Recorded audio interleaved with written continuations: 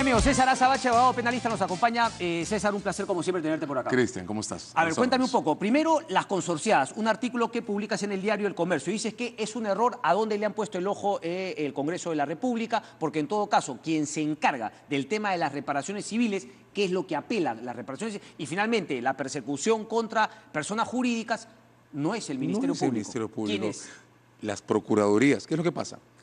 Esto, para explicarlo de manera simple, las fiscalías tienen por objeto organizar casos contra personas físicas. ¿Qué significa eso? Identificar circunstancias, condiciones y evidencias que conduzcan a cargos radicados en una persona con nombre y apellido. Todo esto de lo que estamos hablando en este tiempo tiene que ver con el retraso de establecer la responsabilidad de las empresas que se asociaron con una empresa, Odebrecht, que resultó ser corrupta. El tema es interesantísimo y en términos de moral pública es muy importante, pero no tiene nada que ver con las cosas que debe resolver el Ministerio Público. Tiene que ver con las cosas que están a cargo de la Procuraduría, donde sí, por desgracia, hay un retraso muy intenso. Claro, las cosas son confusas porque en el momento que el propio Ministerio Público anuncia los cargos que ha presentado contra quienes firmaron los contratos de consorcio y contra quienes firmaron las actas de estas distribuciones asimétricas de ganancias, el propio Ministerio Público, insisto, pone el nombre de las compañías por encima del nombre de las personas físicas a las que ha incluido en la investigación. De hecho, lo que estamos esperando todos, correspondiendo a un anuncio que hizo ayer el procurador Ramírez, es que ahora, el procurador ha dicho que así lo va a hacer, ahora presente sus cargos contra las compañías. La confusión es esta. El procurador ha dicho ayer que la Procuraduría ha decidido ir sobre las personas jurídicas, sobre las empresas, solo después que el Ministerio Público presente cargos contra personas físicas con nombre y apellido y presente hechos con fecha, día, hora y lugar que justifiquen cargos penales. Esa es la decisión de la Procuraduría actual, ponerse detrás, un paso detrás de las fiscalías. Que ellas avancen y ellas entran después. Bueno, es su decisión. A mí en lo personal no me gusta. ¿Por qué? Porque desde mi punto de vista, y en realidad esto es lo que dice la ley, las Procuradurías no dependen de las fiscalías. Tienen una serie de acciones legales posibles que pueden desplegar al costado, en paralelo y sin esperar que la fiscalía actúe. Por ejemplo, las Procuradurías tienen un objeto.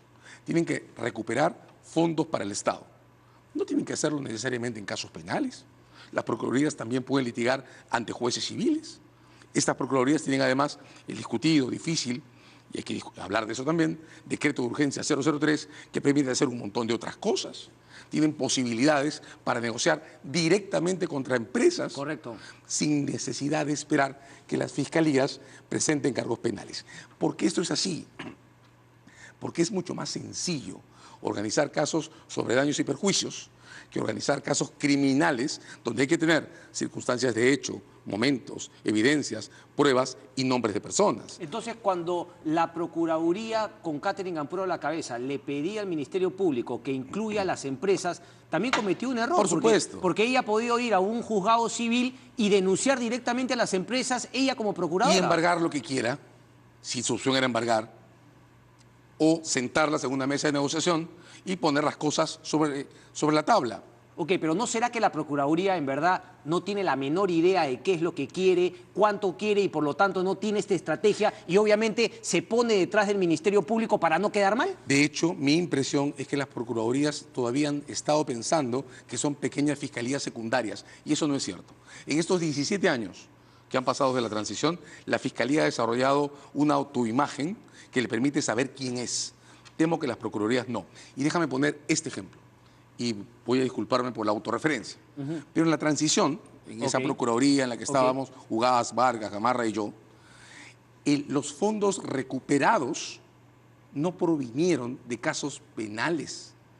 Provinieron de un esquema en el que combinamos, en efecto, casos penales, con esquemas de negociación directa con los responsables que devolvieron fondos en el marco de acuerdos de cooperación.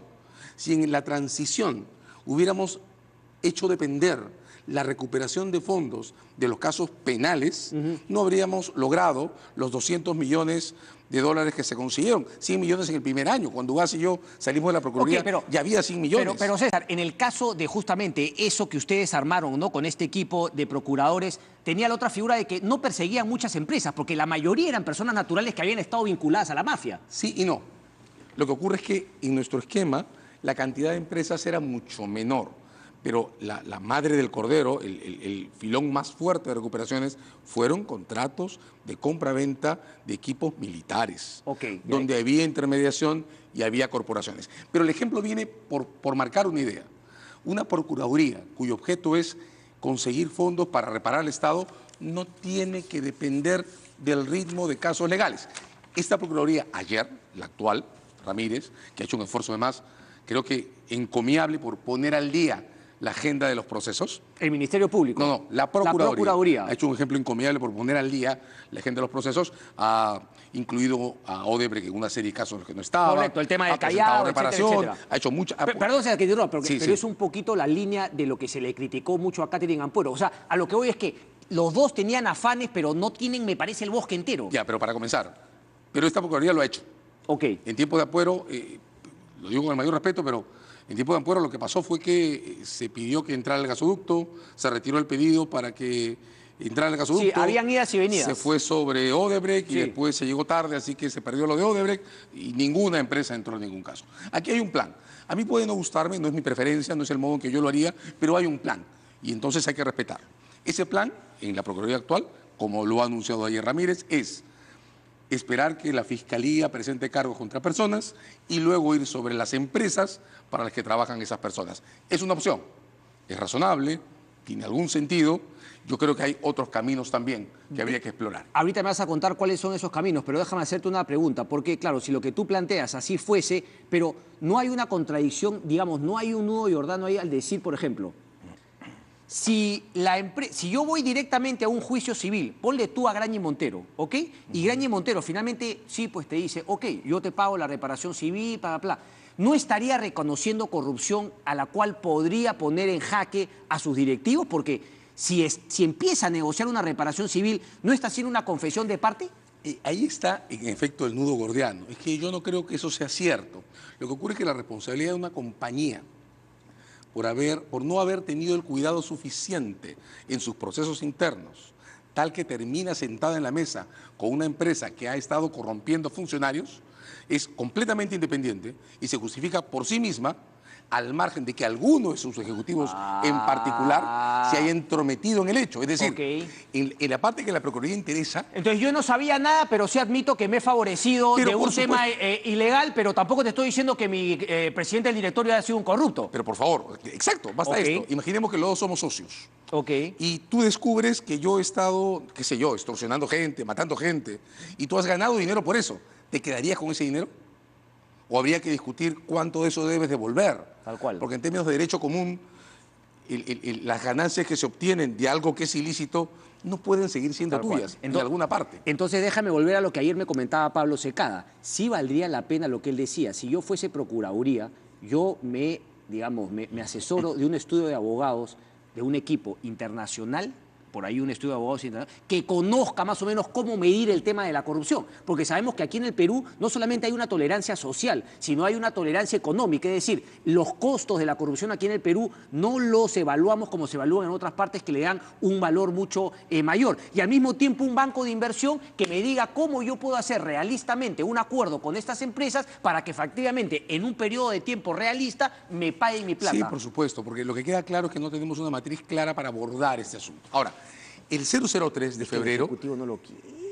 El 003 de febrero intentó ser una matriz. Yo tengo la impresión que el principal defecto con el 003 es que nadie, desde el Ejecutivo, nos ha explicado claramente cómo usarlo. Porque nadie lo sabe. Pero es que...